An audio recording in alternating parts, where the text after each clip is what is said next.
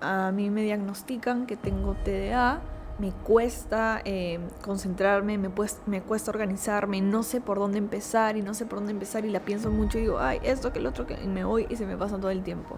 El TDAH afecta las relaciones sociales, las relaciones familiares, afecta la autoestima, el autoconcepto que uno se va formando de sí mismo.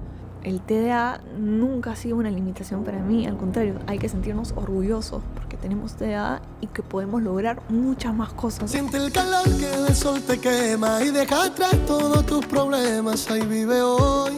Hola, ¿qué tal? ¿Cómo están? Bienvenidos a Mentes Libres, el podcast de Latina Noticias, donde hablamos abiertamente de salud mental. Mi nombre es Ana Paula Navarro y los acompaño el día de hoy. Hoy vamos a hablar sobre el TDA, que es el trastorno del déficit de atención.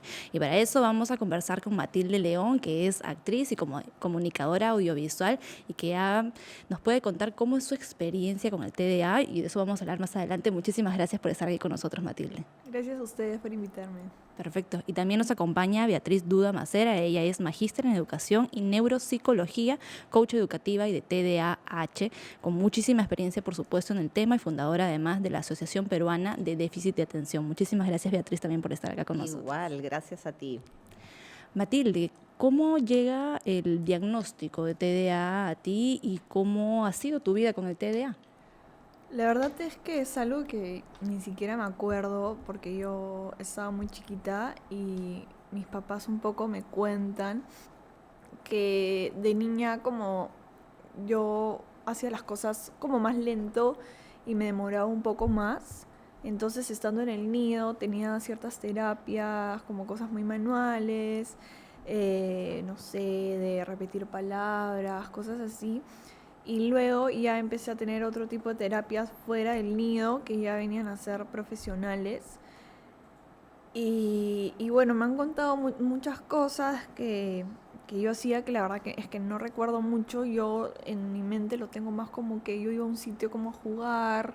eh, y ya luego cuando estaba en el colegio, ya sí tengo más el recuerdo de estando en primer grado de primaria, que luego de las clases yo y como un par de chicos más teníamos que quedarnos a hacer unas actividades que yo como que no entendía del todo, ¿no? Para mí eran como que otro tipo de clases, pero claro, lo que pasaba con estos chicos eran que eran chicos que aprendían más lento y que estaban como que descubriendo que estos chicos tenían algo, ¿no? Entonces, bueno, a mí me diagnostican que tengo TDA.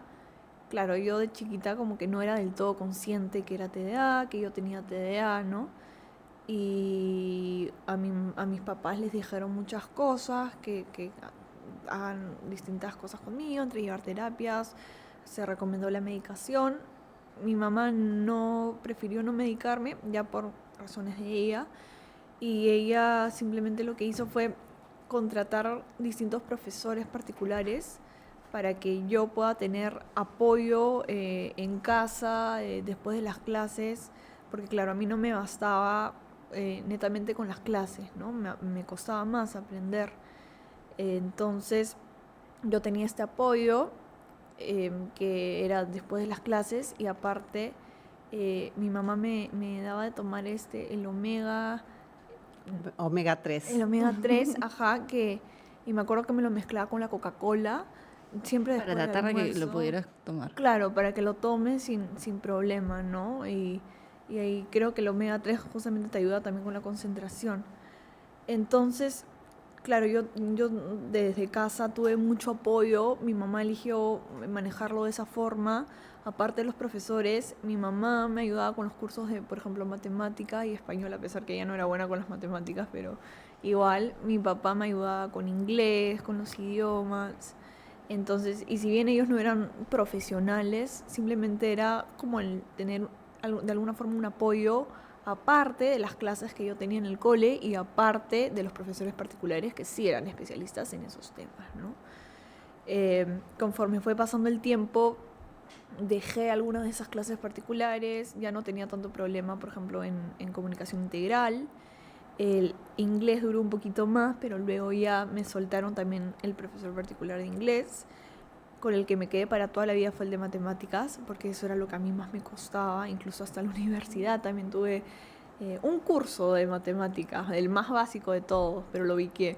Así que volví a tener profesor particular y luego ya mi carrera no tuvo más que ver con porque yo soy comunicadora. Pero de hecho también lo que me pasaba en el cole es que como habían estos cursos que me costaban bastante y yo sí soy consciente que hasta el día de hoy sí me acuerdo de, por ejemplo, matemáticas en los últimos años, que bueno, ya soy esa grande y me acuerdo de todo. Me acuerdo que el profesor empezaba a hablar y yo me iba, ¿no? Mi mente como que se iba y no sé, el profesor decía, la multiplicación pasa y contaba un caso y yo relacionaba, por ejemplo, si contaba un caso de Pepito compra 2 manzanas, imagínate. Yo decía, 2 manzanas y mi mente, me acuerdo el otro día que fui a comprar 2 manzanas y que la manzana sabía rico y no sé qué, bla, bla, bla, bla, bla. De pronto ya había pasado una hora que el profesor había estado explicando y yo no había escuchado nada, me había ido, ¿no? No lo había seguido. No, y eso me sigue pasando hasta el día de hoy con bastantes cosas. De hecho, yo también tenía bastantes problemas al leer, porque cuando leía me pasaba eso, ¿no? Leía una palabra y me iba, ¿no? Me iba, y ya había pasado 3 páginas. Pero bueno, la lectura es algo que me importa y que como que he dicho, no, yo quiero leer, a mí me gusta leer cuando conecto, me encanta, entonces sí es algo que como que he dicho, no, ¿sabes qué? Vamos a concentrarnos, y con la práctica como lo he podido lograr. Pero claro, me pasaba eso, muchas veces también me pasa que estoy conversando con alguien y me voy, ¿no? Mi mente se va. Y bueno, también me pasa que cuando, sobre todo me pasó en el Gran Chef, que asumo un nuevo reto, algo que nunca había hecho en mi vida, me cuesta concentrarme, me cuesta organizarme, no sé por dónde empezar y la pienso mucho y digo, ay, esto, que el otro, y me voy y se me pasa todo el tiempo. Entonces, bueno, pero también me voy al otro lado. En el colegio también me pasaba que habían cursos que me gustaban mucho, por ejemplo el teatro, por ejemplo historia, y en estos cursos me pasaba todo lo contrario a lo anterior, que tenía tanto entusiasmo y tantas ganas por estos cursos que me iba muy bien. Me iba muy bien y yo llegaba y me acuerdo que hacía tarea de más, porque si me decían ya, en sus casas preparen una escena, yo no podía dejar de pensar en la escena, que como o sea, la planificaba y hasta incluso el día siguiente me despertaba más temprano por el entusiasmo que tenía por hacer esto y lo daba todo. Entonces, claro, los que tenemos TDA y TDAH, existe el hiperfoco, ¿no? Y yo luego, un poco buscando información, me di cuenta que era eso. Y esto puede pasar, ciertamente, Beatriz. Matilde nos cuenta un poco cómo funciona su mente, ¿no? Cómo va, cómo de una cosa puede irse a otra, pero puede pasar lo completamente opuesto cuando ya lo que le llama mucho la atención. Como cada persona es diferente, pero ¿qué generalidades podríamos decir de una persona con TDA? Mira, es algo importante porque efectivamente lo que tenemos que ver es que el TDAH son un grupo de características, ¿ok? Pero que se juntan con otras características de la persona, la personalidad, el coeficiente intelectual, además el entorno influye, como bien has contado, ¿no es cierto? Has tenido todo el apoyo de la familia, en fin, entonces en cada ser humano se va a presentar de diferente manera, ¿no? Entonces tú me dices generalidades, claro. Lo que tenemos que tener presente es que no solamente se trata de falta de atención en general, de hiperactividad y de impulsividad, sino que hay una serie de funciones ejecutivas que están mermadas, ¿ok? Es decir, que hay que entrenarlas para que funcionen mejor, ¿no? ¿De qué estamos hablando? De organización, de planificación, de manejo del tiempo, de manejo de las emociones, de automonitoreo, de la memoria. Hay una serie de funciones ejecutivas que están ahí tambaleando, ¿no? Hay que trabajarlas, no es que estén dañadas, también hay que entender eso, es simplemente que están como un poco más flojas y hay que entrenarlas y se trabajan y no pasa nada, ¿no? Entonces, eso sí hay que tranquilizar, digamos, a tu audiencia porque no es tremendo tener TDAH. Yo más bien siempre les digo a mis coaches, hay que ver cuáles son esas ventajas del TDAH en ti. O sea, por ejemplo, la creatividad. ¿Cómo estás explotando tu creatividad? Por ejemplo, el ser avesado, el atreverte a hacer cosas, que de pronto otras personas son más temerosas. La población con TDAH suelen ser, no sé, los que tienen más empuje porque te lanzas, parte de la impulsividad, de pronto no lo piensas tanto, Pero si te entrenas para ver los pros, los contras y analizar bien la situación y igual lanzarte, es una ventaja también. El hiperfoco que hablabas también, ¿no? Te hiperfocalizas en algo que te gusta, entonces de todas maneras vas a hacerlo bien. O sea, no hay modo de que lo hagas mal cuando te hiperfocalizas en un tema, ¿no es cierto? Entonces también hay ventajas, pero claro, ¿qué cosas tendría que ver la persona? Si con mucha frecuencia, ¿no?, con mucha intensidad se presentan estos síntomas de que estás prestando atención y de pronto te vas a otro lado, de que te es difícil organizar las cosas, de que te es difícil manejar tus tiempos, de que tienes una labilidad emocional muy a flor de piel, muy fuerte, etcétera, etcétera. Y si eso además está frenando tu desempeño, hay que buscar apoyo, ¿no? Hay que ir enterándose qué está pasando, cuál es el mejor tratamiento, por cuál se decide, en fin, ir conociéndose. Yo creo que estoy segura que la base de todo es el autoconocimiento. Si tú conoces cómo funciona el TDAH en tu persona, vas a sacarle las ventajas que si no tienes ese autoconocimiento, ¿no? Si no tienes esa autorreflexión y tal. Entonces, esa es digamos, la fórmula. O sea, si este grupo de características se presentan con mucha frecuencia, se presentan con mucha intensidad y además están frenando tu desempeño, busca ayuda. Pero ojo, cuando hablamos de desempeño no estamos hablando solamente de aprendizaje, ¿no? Muchas personas, incluso profesionales, todavía relacionan el TDAH solamente al tema cognitivo. Y eso no es así, porque el TDAH afecta las relaciones sociales, las relaciones familiares, afecta la autoestima, el autoconcepto que uno se va formando de sí mismo. Porque sí, claro, si de niño, de niña, no te explican bien de qué se trata y se llama la atención a este niño o niña repetidas veces, se crece pensando que nunca se hacen las cosas bien, que no das la talla, ¿no? Ni en el colegio con tus profesores, ni en tus amigas de pronto, porque por la impulsividad no sigues las reglas de un juego, o interrumpes mucho, por ejemplo, ni en la casa con los papás.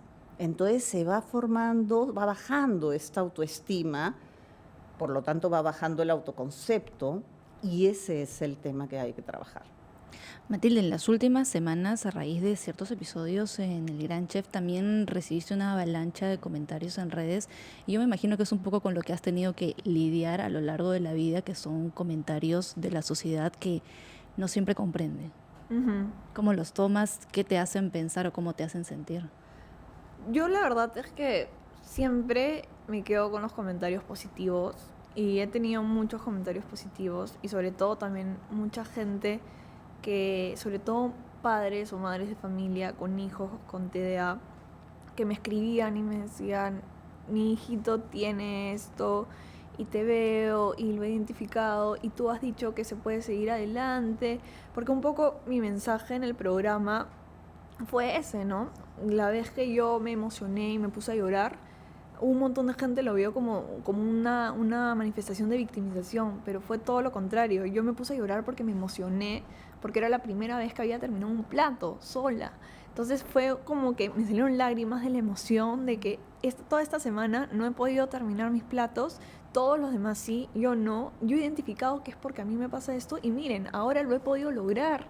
Incluso ese día, eso no salió en la tele porque cortan muchas cosas, pero yo tenía mi fotito de cuando era niña y dije, y me emociona porque yo me veo a mí de niña y digo, mira, todo lo que hemos podido lograr, todo lo que hemos hecho, ¿no? Entonces fueron como que muchas emociones y yo también soy una persona muy sensible, entonces pasó todo esto y claro, mucha gente dijo, wow, empatizo contigo, porque yo también he tenido, tengo TDA o tengo hijos con TDA y me ha pasado esto y sé cómo se siente.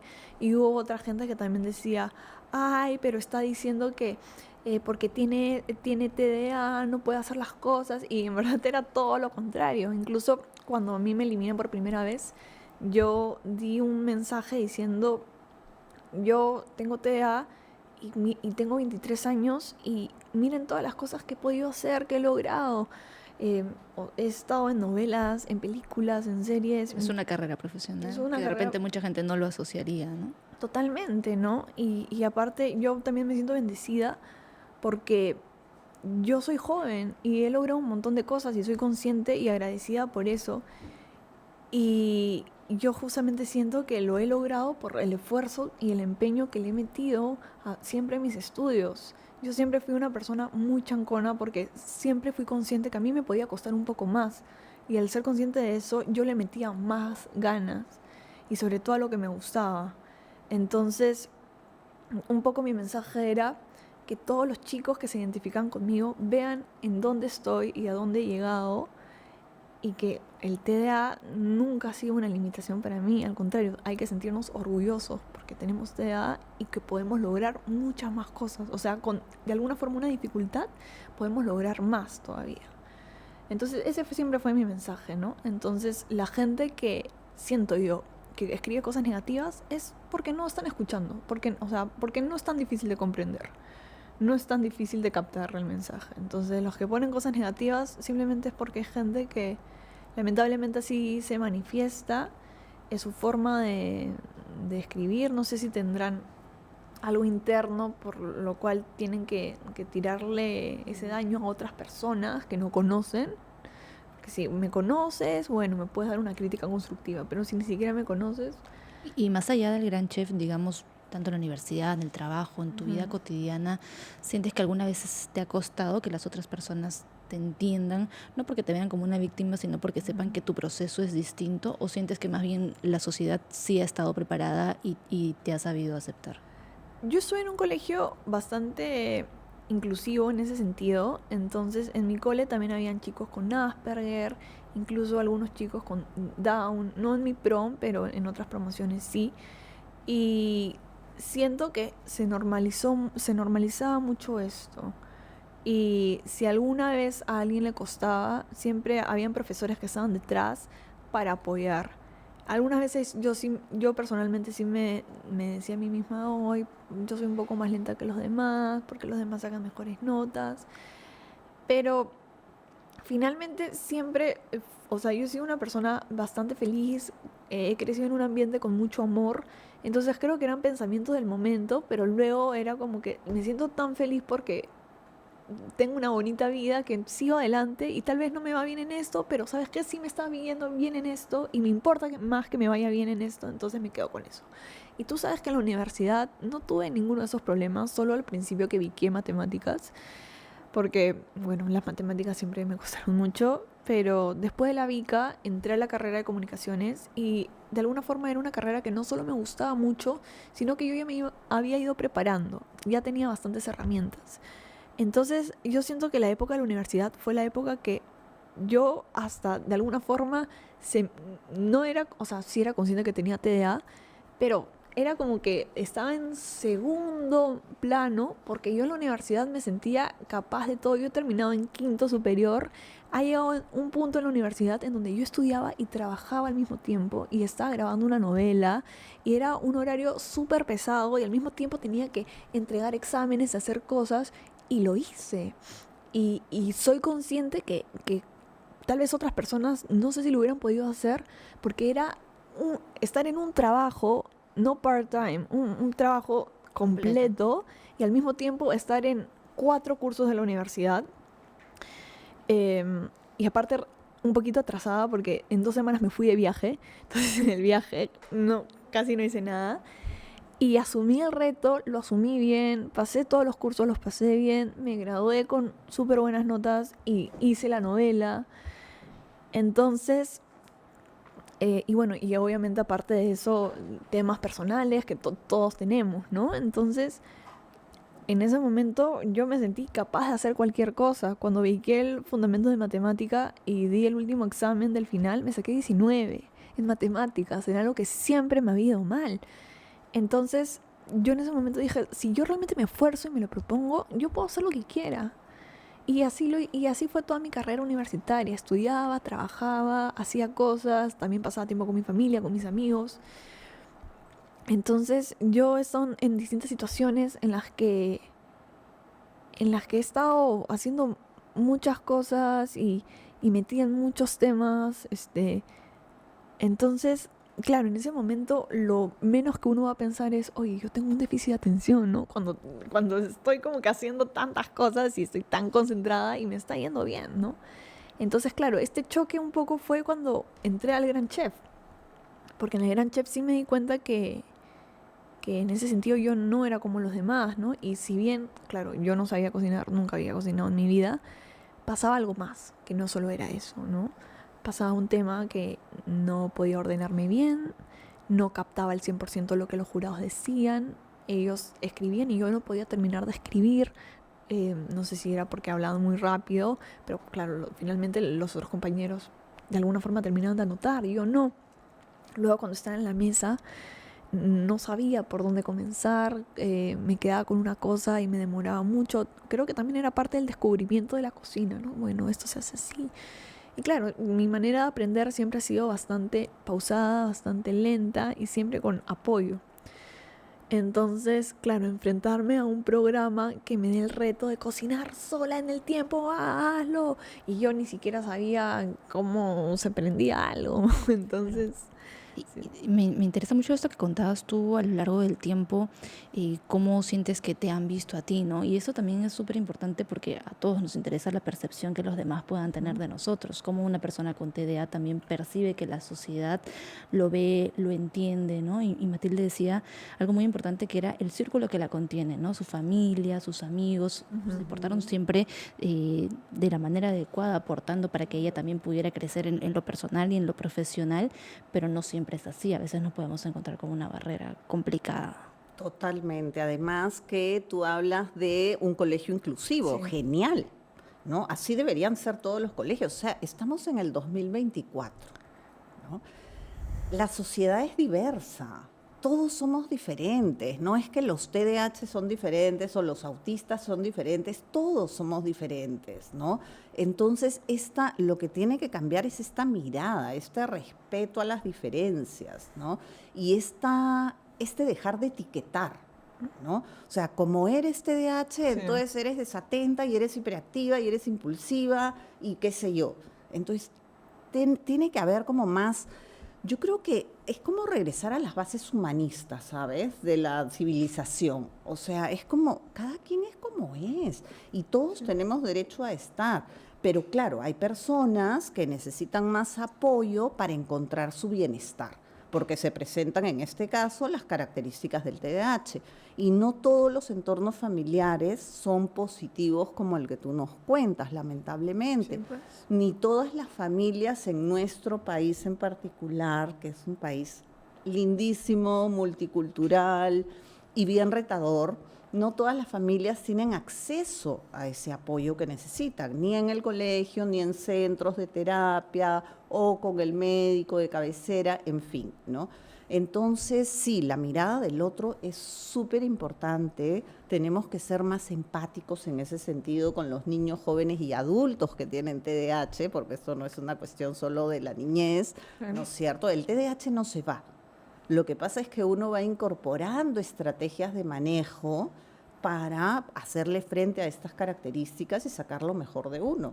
Y lo bueno, en cierto punto también, es que hoy hablamos más abiertamente de esto, ¿no? Seguramente muchas personas que hoy son adultas nunca fueron diagnosticadas con TDA, simplemente, como usted decía, se les ponía una etiqueta, no, es una persona inquieta, es una persona malcriada, es una persona que no entiende bien, que no aprende bien, que va más lento, entonces nunca llegaron realmente al diagnóstico que seguramente los hubiera ayudado en la vida. Exactamente, y relacionado con eso tenemos que decir, tiene que quedar claro que el TDAH es hereditario.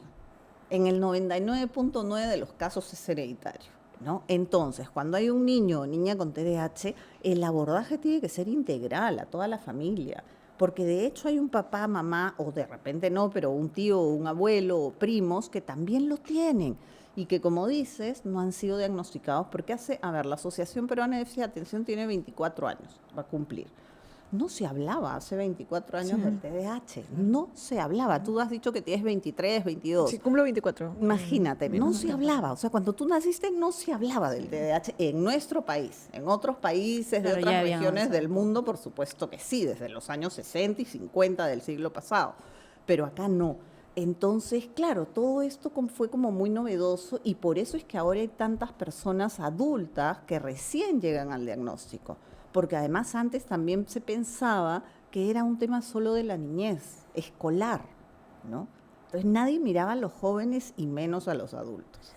Y la realidad es que todos, a cualquier edad, tenemos el derecho de buscar nuestro bienestar, ¿no? Y para eso hay que reconocer qué cosas hay que trabajar. O sea, yo creo que efectivamente tener TDAH te lleva a rendir mejor, porque de todas maneras tienes que conocerte. Y al conocerte, de todas maneras tienes que incorporar estrategias para manejarte mejor, ¿no? Claro. Entonces, es casi, o sea, a muchos de mis coaches yo les pregunto, ¿no? Si tuvieras que volver a nacer y te preguntan, ¿quieres o no quieres tener TDAH? Por supuesto que sí. Cambiaría de pronto que me lo hubieran diagnosticado más temprano, cambiaría de pronto que mi papá o mi mamá hubieran sido un poco más cool, qué sé yo, ¿no? Pero nadie te dice, no, yo no quiero tener TDAH. Y no es porque sea algo bonito, sino porque realmente cuando lo conoces e implementas, te das cuenta que tienes, como tú dices, que tienes una fuerza, pero que nadie te frena, ¿no? Entonces de eso se trata. Matilde, y en medio de la complicación que esto podría ser para muchos, hay quienes podrían preguntarse cómo hace una actriz con TDA. ¿Cómo has hecho tú para organizarte en ese sentido en la vida, en lo profesional, cuando vas a una novela, cuando estás en un set, cuando hay que aprender muchos parlamentos? ¿Cómo te organizas en el día a día? Desde niña me gustó actuar mucho. Desde niña yo jugaba a actuar, era la forma por la cual como yo me divertía mucho.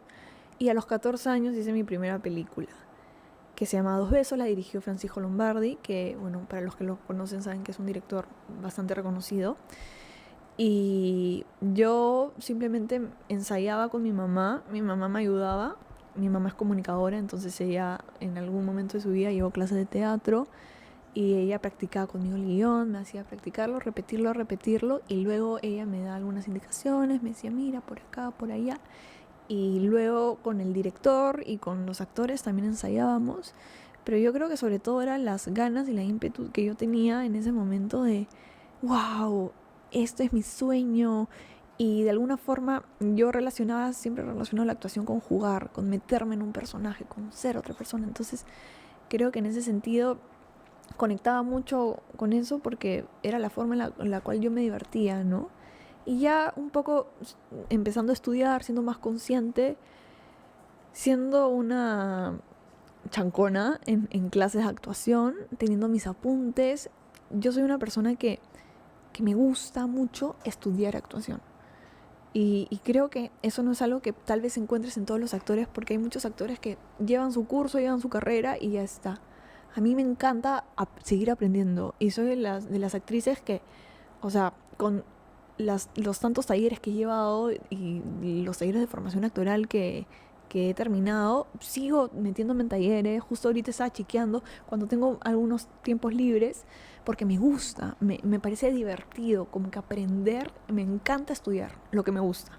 También me encanta, por ejemplo, cursos de historia, siempre veo videos de historia, entonces me considero una persona como, no sé si la palabra es nerd en ese sentido, pero me encanta estudiar, me apasiona. Entonces siento que también al estudiar como que encuentro nuevos conceptos y justo el año pasado que estaba grabando la novela Papá en Apuros, al mismo tiempo me metí a una clase que eran los domingos de actuación virtual y aprendía nuevas cosas y decía, a ver, esto lo vamos a probar en tal escena. Entonces creo que tengo muchas herramientas, pero muy aparte de eso tengo una manera muy especial de organizarme, que es siempre trabajar con los guiones. Yo necesito tener los guiones, o sea, impresos. Impresos con el papel. Claro, porque hay gente que lo ve del celular. No, yo necesito tener el guión impreso y a mí me sirve mucho, y siempre en toda la vida me ha servido tocar las cosas, ¿no? Entonces, para que sentir las cosas, ¿no? Entonces, siempre es como que con mi guión anoto cosas. También uso mucho mis post-its, siempre tengo mis notitas, entonces acá pongo mi notita de tal, pongo mi notita de tal, leo las escenas, las leo como varias veces, las analizo bastante bien y luego del análisis agrego cosas. Eso hablando de los guiones, hablando del personaje en sí, porque ya construir un personaje viene primero. creado mi propio formato de creación de personaje, que lo he hecho a través de todos los aprendizajes que he ido llevando, de todos los cursos y talleres que he tenido. Entonces tengo como que mis propias páginas de análisis. Y bueno, eso también en los talleres de actuación le enseñan a uno, el tema de análisis de personaje y todo. Pero hay mucha gente que con el paso de los años tal vez no lo practique. Yo sí. Yo sí lo practico, me parece rico ser consciente de las características que pueda tener mi personaje. Me encanta escribirles una historia, como un poco para realmente sentir que mi personaje es un ser humano, ¿no? Y lo bonito que siento yo es que a mí me gusta hacerlo. Porque tal vez algunos dicen, ay, esta parte de no me gusta la actuación. A mí me encanta. Entonces eso también me motiva. Y de alguna forma también se ha convertido en mi forma de organización. También tengo como 5 colores distintos de resaltador. Una amiga una vez hace años por mi cumpleaños me dijo, mira, como tú estás comenzando en el mundo de la actuación, te doy todos estos resaltadores. Verde significa tal, rosado tal. Entonces también ha sido una forma de organización, ¿no? Y esto es súper interesante, ¿no? Cómo ha encontrado ella el método que es súper efectivo para ella. Me imagino que en diferentes casos, tanto de niños, adolescentes y adultos con TDA y TDAH, también seguramente lo hacen en el momento en el que usted mencionaba, llegan al conocimiento y al autoconocimiento de saber qué ruta seguir. Exacto, y para eso hay que tener paciencia porque hay que probar. Es Claro. ensayo-error, es como un laboratorio, ¿no? Hay que ir probando, pero acá la palabra clave es la motivación. O sea, una persona, cualquier ser humano, con TDAH, sin TDAH, cuando estamos motivados por algo, nos va mejor. Obviamente la atención está funcionando mejor cuando hay motivación. Cuando nos dicen estas charlas que damos en los colegios, ¿no? Y los profesores a veces dicen, pero es que la mitad de los chicos están aburridos, desatentos. Digo, bueno, habrá que cambiar la metodología tal vez, ¿no? Claro, algo está fallando. Algo está fallando, o sea, porque de hecho la mitad de los estudiantes no tienen TDAH, eso es imposible, ¿no? Entonces, ¿qué está pasando, no? Pero sí, acá la palabra clave es también eso, que cada uno vaya encontrando qué es lo que funciona. Entonces, claro, otras personas y también sirven los talleres con jóvenes con TDAH porque, claro, van compartiendo sus estrategias, pero no quiere decir que esa estrategia que me funciona a mí va a funcionar al otro. Pero vas escuchando, vas probando y, bueno, vas encontrando. Y otra cosa, eso puede terminar y tendré que cambiar de estrategia. O sea, por ejemplo, para el manejo del tiempo hay mucha gente que dice, sí, no, me pongo la alarma del celular. Mentira, porque suena la alarma, la apagas y sigues, ¿no? Entonces, de pronto necesitas algo más que esa alarma, ¿no? Ahora, por ejemplo, para despertarse hay estos relojes que suena la alarma, pero sale una cosa que va volando por el cuarto, entonces te tienes que levantar de la cama para apagarla, Claro. ¿no? Entonces, claro, o sea, tener TDAH en esta época, ¿no? Es perfecto, porque con toda la tecnología que hay de apoyo, o sea, ya no hay, digamos, excusa para no encontrar cómo regular tus tiempos, tu atención, tu impulsividad. Es más fácil en todo caso, ¿no? Es bastante más fácil, pero hay que descubrirlo. O, por ejemplo, en la universidad, lo que se da ahora desde la pandemia, que es genial, es que las clases quedan grabadas.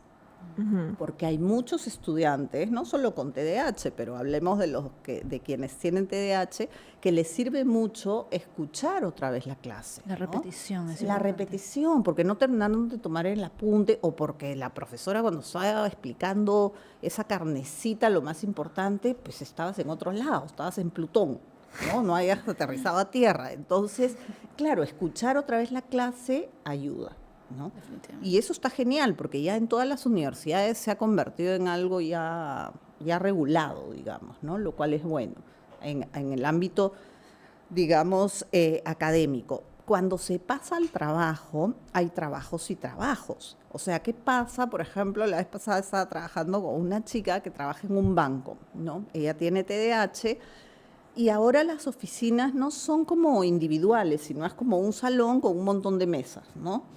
Y ella me decía, es que no me puedo concentrar, porque hay tanta bulla de los teléfonos del costado, de las conversaciones, la gente que pasa, que me es imposible conversar con mis clientes, ¿no?